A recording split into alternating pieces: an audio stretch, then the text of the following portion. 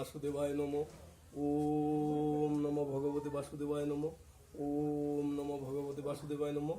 ধর্মক্ষেত্রে কুরুক্ষেত্রে সব মামকা পাণ্ডব চৈব কিম কুর্বত সঞ্জয় সর্বধর্মান্ন পরিত্যাজ্যং মামেকং শরণং ব্রজ অহংকাং সর্বপাপে ভৈ মোক্ষই স্বামী মা সূচ। বন্ধুরা আছেন, মায়েরা আছেন, বাবারা আছেন, সবার চরণে আমার নমস্কার।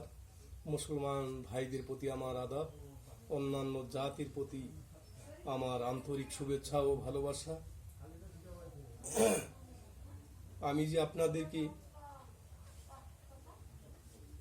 বেশ শাস্ত্রে কথা বলবো, পরমার্থিক জগতের ভাব ভাষা দিয়ে আপনাদেরকে যে আনন্দ দিব, সেই সামর্থ্য শক্তি আমার নাই। আমি ছেলে মানুষ, আমার ভাষার মধ্যে, কথার মধ্যে কোনোরকম কোনো যদি ভুল ত্রুটি হয়ে থাকে, তাহলে সেটা আমাকে নিজ গুণে হয়তো ক্ষমা সুন্দর দৃষ্টিতে দেখিবেন। আজকের বিষয় আলোচনাগুলো, আমরা স্নান করতে বহু জায়গায় যাই, বহু তীর্থে যাই। আমরা অনুভব করি যে স্নান করলেই হয়তো পাপ কেটে যাবে, কিন্তু না। ঢেকি ভাষায় দাদা দাদিরা বলেছিল যে বেটা, পাপ কোনোদিন বাপকেও ছাড়ে না, আর ছাড়বেও না। তাই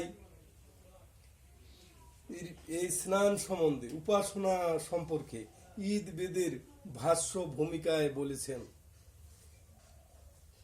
বলেছেন প্রথম স্কন্দ খ্রিস্টা হলো 31, ইরা পিঙ্গলা সুশর্মা ইত্যাদি ভিন্ন ভিন্ন গঙ্গাদির নাম হইল সুষুর্মা নারীতে যোগ অভ্যাস দ্বারা স্নান বা সাধন করিলে বা উপাসনা করিলে সকল প্রকারের তাপ জ্বালা হইতে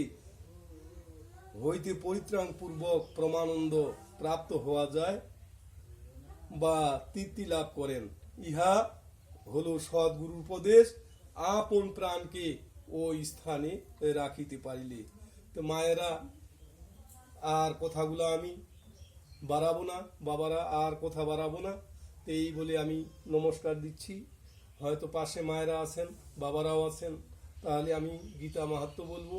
গঙ্গা গীতা, সাবিত্রী সীতা, সত্যপ্রতিবতা, ব্রহ্মবলী, ব্রহ্মবিদ্যা, ত্রিসন্ধ্যা, মুক্তিগেহিনী, অধর্মমাত্রা, চিতানন্দা, ভবজ্ঞিনী, ভ্রান্তি নাশিনী, বেদত্রীয় প্রমানন্দ তথাত্ম প্রয়াণ মঞ্জুরি।